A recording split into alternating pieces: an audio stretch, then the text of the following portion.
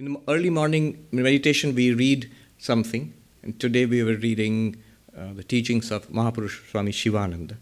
And in one of these rare occasions, where he talks about his full-blown spiritual realization and experience, which is happening at that moment, he talks about it. So I was really struck by that. I think it is this book. Yes. Dead of the Night. Mahapurush Maharaj, Swami Shivananda, he was the president of the order. He was ill at that time. Often nights would pass in deep spiritual moods, samadhi. So dead of the night in Belur Math. On another occasion also, it was dead of night. Mahapurushji was seated on his bed, deep in meditation. After a long while, he started opening his eyes at times and closing them. Just then, a cat. How many of you are dog lovers and how many cat lovers? The cat lover is going to win today. A cat entered the room and mewed. He looked in that direction and saluted the cat with folded hands. The attendant, a monk, was sitting nearby. The attendant nearby could not at first understand that he was saluting the cat. He looked inquiringly at Mahapurushji, Swami Shivananda, who explained, "Look here, my boy. The Master, Sri Ramakrishna, has brought me to such a state that I see everything as nothing but consciousness itself. The same consciousness is at play through everything: houses, furniture, beds, bedsteads, and all creatures. The difference is only in names, but there is oneness behind all. I can see that very clearly, so that I cannot check that mood, however much I may try. That consciousness shines even through this cat in all its brilliance. This is the mood in which the Master now keeps me fully absorbed. Men and women come in and go out, and I talk with them because I have to. I also eat and move about as in common life because I have to. All that proceeds as though out of past habit. But whenever I lift my mind even a little bit from all of these, I come face to face with this play of consciousness everywhere.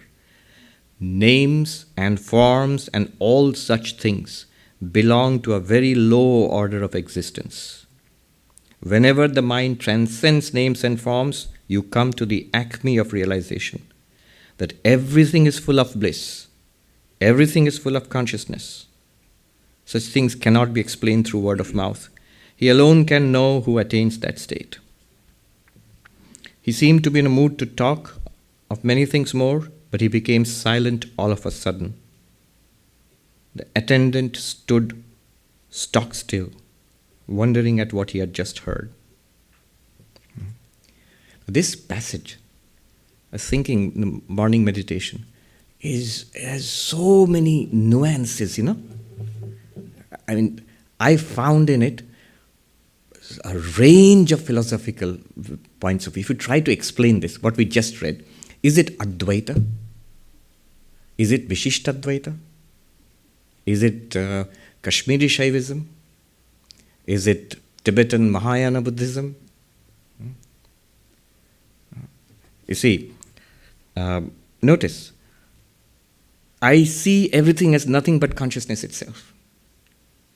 Is it with eyes closed in Nirvikalpa Samadhi? No. With eyes open. Those who say Advaita is a state which is only in Nirvikalpa Samadhi, you come back and you see Dvaita. No. You see the same thing with eyes open. Then he says the same consciousness is at play. Emphasis if I stop there. This is the language of Kashmir Shaivism. Vilasa.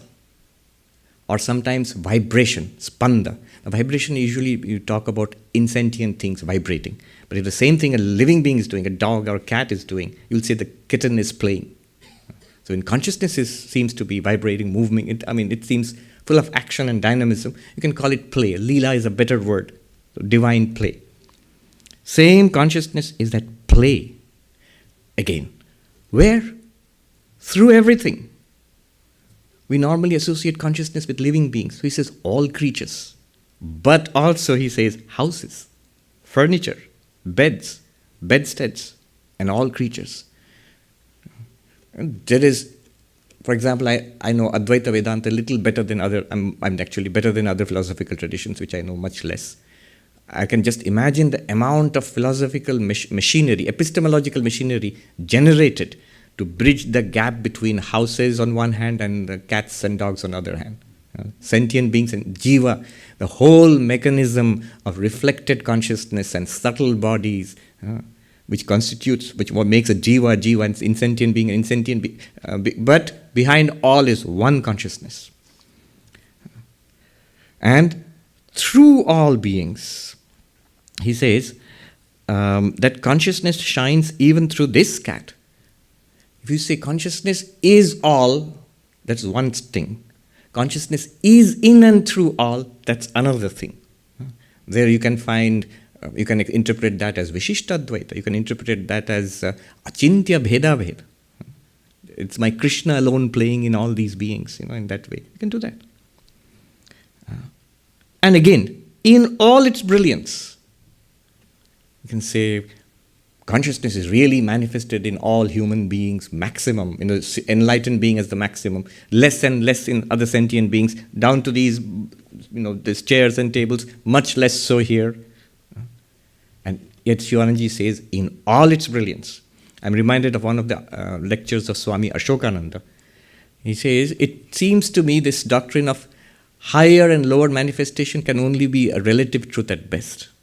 Ultimately, he says, as he quotes Vivekananda, I see no difference between the worm and the Nazarene. Stunning, it might sound sacrilegious, between a worm and Jesus Christ.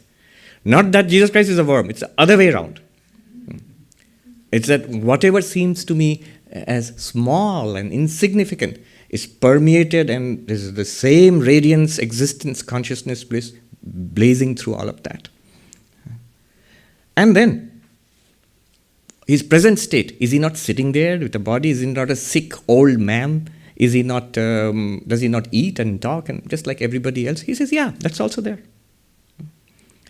And then he says, through past habit, and I'm thinking of the way Advaitins interpret Jivan Mukti, through the force of past samskaras, this particular life goes on.